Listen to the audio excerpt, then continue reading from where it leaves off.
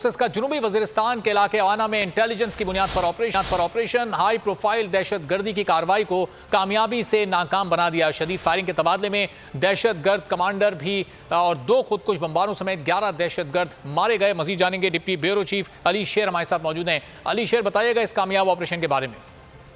जी बिल्कुल, ISPR ने अभी एक एलामिया जारी किया है जिसमें यह बताया गया है कि सिक्योरिटी फोर्सेज की तरफ से जनूबी वजीरिस्तान के जिला वाना में इंटेलिजेंस बेस्ड ऑपरेशन किया गया है और उसमें सिक्योरिटी फोर्सेज ने एक हाई प्रोफाइल दहशतगर्दी की कार्रवाई को नाकाम बनाया है। इस शदीद फायरिंग के तबादले में दहशतगर्द कमांडर हफीजुल्लाह उर्फ तूर हाफिज और 2 खुद का हमलावर जो है वो मारे गए हैं। टोटल जो मारे जाने वाले दहशतगर्द है उनकी तादाद 11 जो है ISPR की तरफ से बताई गई है और जिस ठिकाने पे ये ऑपरेशन किया गया है वहां से भारी मिकदार में असला और गोला बारूद बरामद हुआ है। ठीक है, बहुत शुक्रिया अली शेर, आपसे मजीद भी जानते रहेंगे।